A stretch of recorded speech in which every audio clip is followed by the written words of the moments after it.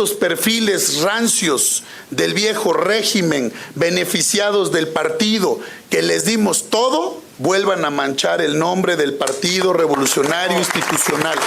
A partir de hoy los vamos a poner en su lugar y les vamos a contestar y los vamos a exhibir. Los vamos a poner en su lugar, dijo Alejandro Moreno. Dulce María Sauri, exdirigente nacional del PRI, saludo con muchísimo gusto, pues para seguir conversando como lo hemos venido haciendo desde la semana pasada sobre pues estos cambios estatutarios en el Revolucionario e Institucional. ¿Cómo está, Dulce María? Bien, muy buenas tardes, desde luego preocupada, porque me parece que lo más importante y relevante para el país no está siendo abordado por el PRI, porque está dedicado a construir la opción de la reelección para su dirigente nacional. ¿Sí? Todo en el PRI gira en torno a ese propósito, y bueno, inclusive estas descalificaciones tienen o forman parte de esa misma estrategia para tratar de ocultar en una avalancha de palabras, incluso improperios, lo que en el fondo es lo que quiere Alejandro Moreno, que es quedarse en el PRI por 2 periodos más, y quién sabe si logra sobrevivir el PRI, si solo será por 8 años o mucho más tiempo. Además de improperios en contra de usted y otros priistas destacados, Dulce María, pues hay una amenaza, palabras más, palabras menos, dijo que van a ser exhibidos, que van a ser confrontados. Habrá dejado ahí, me parece, pues entre líneas, el decir que podrían someterlos a un proceso de expulsión del partido, como sucedió hace un par de meses con Alfredo del Mazo. ¿Qué opina usted, Dulce María? A ver, yo puedo decir que yo no voy a dejar al PRI, y mucho menos en este momento en que el partido está siendo amenazado por la ambición del dirigente nacional que lo puede conducir realmente a su extinción. Ahora, si el presidente del Comité Nacional considera que tiene elementos para solicitar mi expulsión, que los presente. Yo también tendré derecho a defenderme de esa pretensión. Yo no dejo al PRI. Y hablando de defender al Partido Revolucionario Institucional, Dulce María Sauri, ¿van a presentar una impugnación a lo aprobado ayer en la Asamblea? Así es, porque hay la vía legal que creo que tenemos la responsabilidad de recorrer a una asamblea que, como hace un momento señalaba Juan, sí, es una asamblea con fuertes visos de ilegalidad y desde luego totalmente ilegítima. Mientras los otros partidos ayudaban a sus candidatos y candidatas a defender sus triunfos, porque los hubo, aunque fueran pocos, en el PRI estaba más dedicada la dirigencia nacional a encaminar toda la energía del partido en lograr quitar el candado y poder abrir paso a la reelección de su dirigente. ¿Ante qué instancia presentarán esta impugnación? ¿Ya se tiene fecha prevista? Hay un plazo de 4 días después del día de ayer, que fue cuando se celebró la plenaria de esta asamblea, para presentarla. Tiene que ir primero al Instituto Nacional Electoral y posiblemente también ante el órgano interno del PRI responsabilizado de revisar la actuación de sus órganos de dirigencia.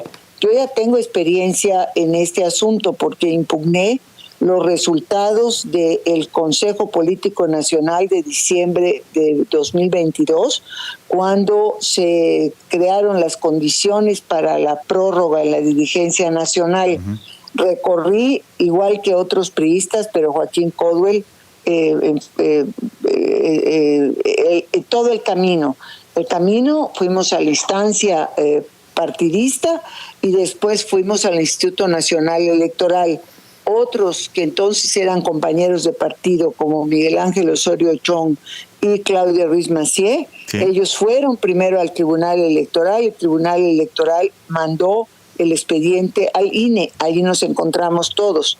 Por cierto, Juan, esa impugnación a la constitucionalidad de las reformas de diciembre de 2022 la ganamos en el INE. 6 votos a favor y 5 en contra. pero el partido la impugnó y el Tribunal Electoral revirtió la decisión del INE, se lo devolvió para que registrara los cambios estatutarios. Así es. Que había promovido de diciembre de 2022. Así es, que tendrá que ser distinto en esta ocasión a través de la impugnación a lo avalado en la asamblea de ayer para que tenga efectos y no suceda una vez más lo que usted me está contando, que además llevó a varios priistas destacados a dejar al partido, como a Claudia Ruiz Massieu, a Erubiel Ávila, a Nubia Mayorga, a Miguel Ángel Osorio Chong, en diferentes momentos. Sí, yo creo que ahora hay circunstancias legales y políticas diferentes. Las circunstancias legales son porque la asamblea se hizo durante el proceso electoral que no ha concluido. Terminará con la calificación de la elección presidencial por el Tribunal Electoral, cuya fecha límite es el próximo 6 de septiembre. Tal vez lo hagan antes. Esa es la primera consideración legal, ¿no? La otra cuestión tiene que ver con el ambiente político, que es distinto. Recordemos que aquellos primeros meses de 2023 aparentemente se había construido un acuerdo entre los grupos parlamentarios de Morena, del PRI, incluso el propio PAN, para que le quitaran una serie de atribuciones al Tribunal Electoral, acotaran sus determinaciones e incluso fueran contra quienes lo integraban en lo individual. En ese ambiente llegó la impugnación del PRI. Y por otra parte, también el propio tribunal acababa de resolver la pertinencia de la permanencia de la dirigencia nacional de Morena en el cargo, a pesar de que su periodo estaba vencido. Entonces, con las dos cosas al frente, pues resolvieron a favor de la dirigencia nacional del PRI, sí, y sus pretensiones. Yo creo que esas condiciones de 2023 han cambiado en muchos sentidos. La primera cuestión es que el PRI no tiene posición política para presionar a los magistrados y magistradas del Tribunal Electoral, y no creo que tampoco la tenga en el caso del Consejo General, donde hay 4 nuevos consejeros que, por cierto, no estaban en 2023. Así es. Entonces, todos estos elementos me llevan a pensar que tanto en la parte jurídica, legal, formal, como en el ambiente político, hay posibilidades de que esta asamblea se declare inválida. Ahora, espero tu pregunta, en el sentido de que qué esperaría en caso de que se ordene la reposición de la asamblea, distinto a lo que vimos el domingo pasado. Y la primera parte de la respuesta sería que el presidente del Comité Ejecutivo Nacional no tendría la reforma estatutaria que le permite la reelección. Y como tiene un mandato del Tribunal Electoral para convocar a la renovación de la dirigencia nacional del PRI en cuanto concluya el proceso electoral, Alejandro Moreno tendrá que convocar y no tendrá la opción de ser reelecto. Esa es la primera cuestión que cambiaría sustancialmente. Sí. Y la segunda, aquí hay un tema, Dulce María, que me parece que es fundamental y que no se ha discutido como tendría que haberse hecho, porque viene la violación a los principios fundacionales del PRI, se pisotea el principio de no reelección, pero también hay que revisar que cuando Alejandro Moreno asumió la dirigencia del PRI, que fue en agosto del año 2019, el partido gobernaba 12 estados. Solo en 4 años perdió 11 gubernaturas, conservó ahí una y ganó una. En 2021 estuvieron en juego 17 gubernaturas y el PRI perdió 8 estados, y esto frente al avance de Morena. En 2022 perdió Oaxaca e Hidalgo. Y en 2023 perdió el Estado de México, un bastión importantísimo. Nos cae la pausa, Dulce María, pero si me la puede aguantar, regresamos con una reflexión sobre estos datos ante la insistencia de Alejandro Moreno de reelegirse.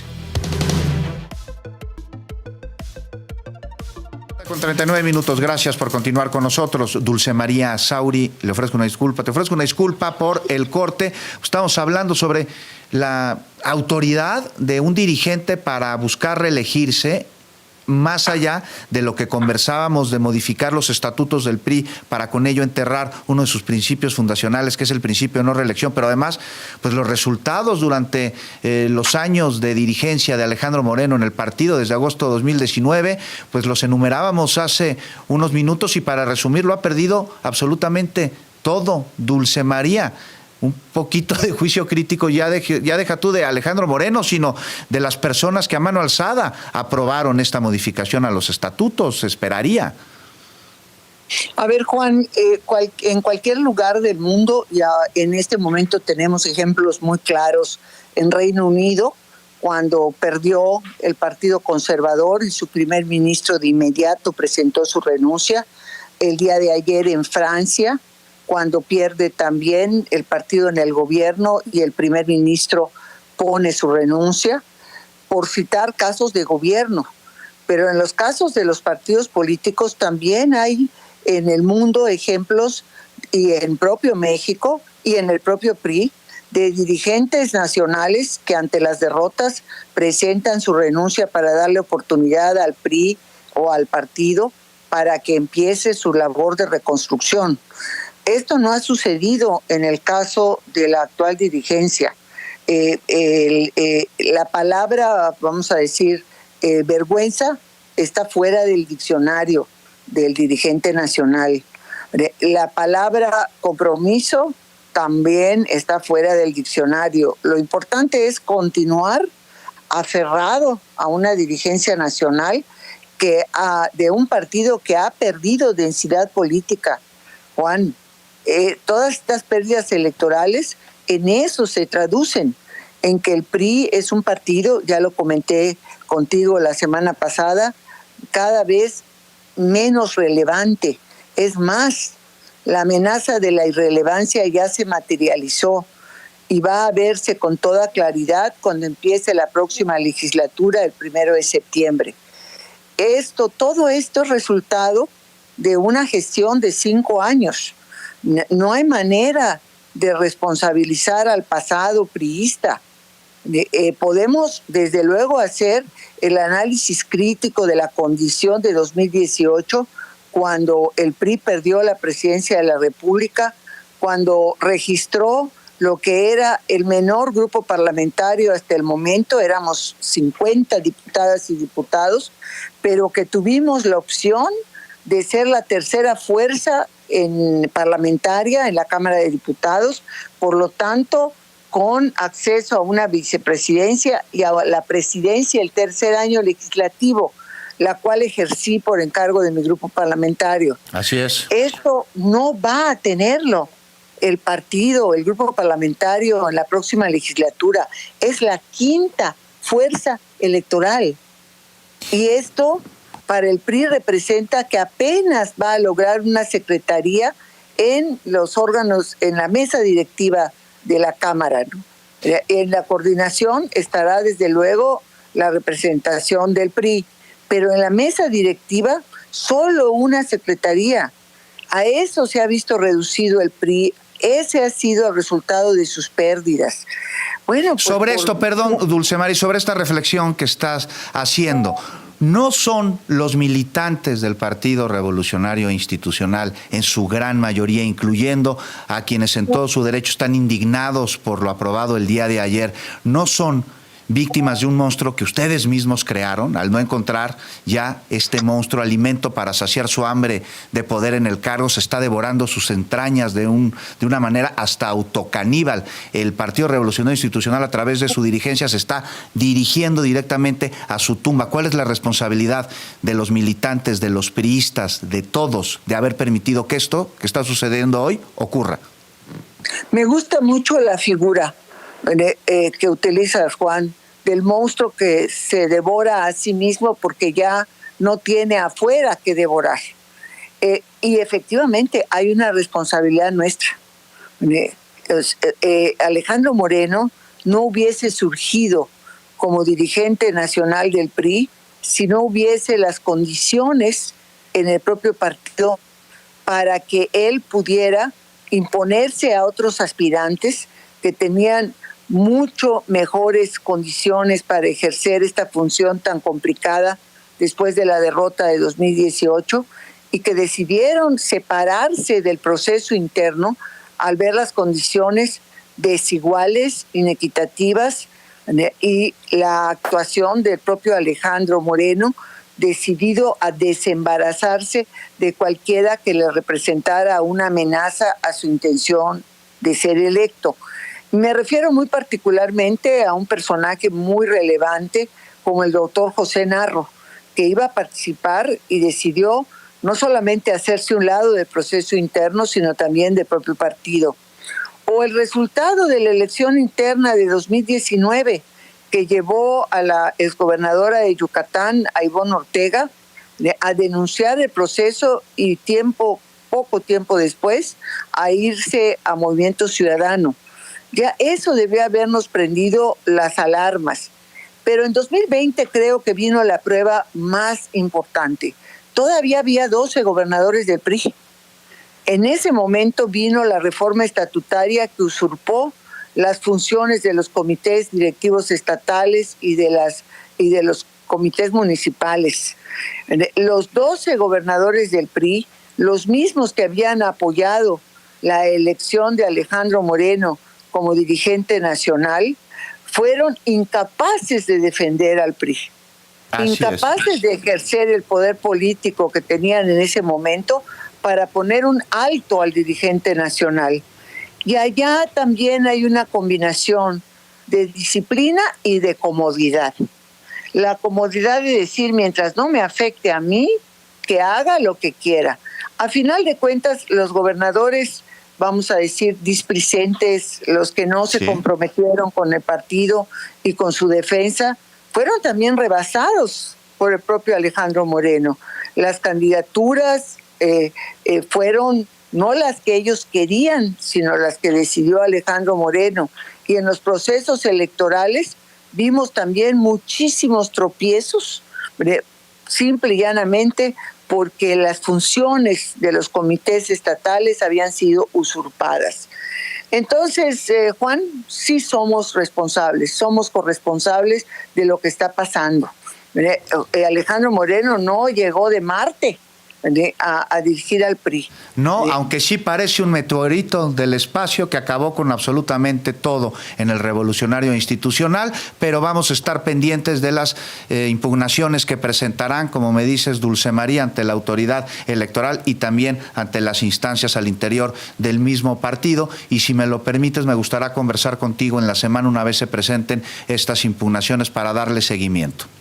Con muchísimo gusto, Juan. Muy buenas tardes. Muy buenas tardes, Dulce María Sauri. Como siempre, muchísimas gracias por conversar con nosotros.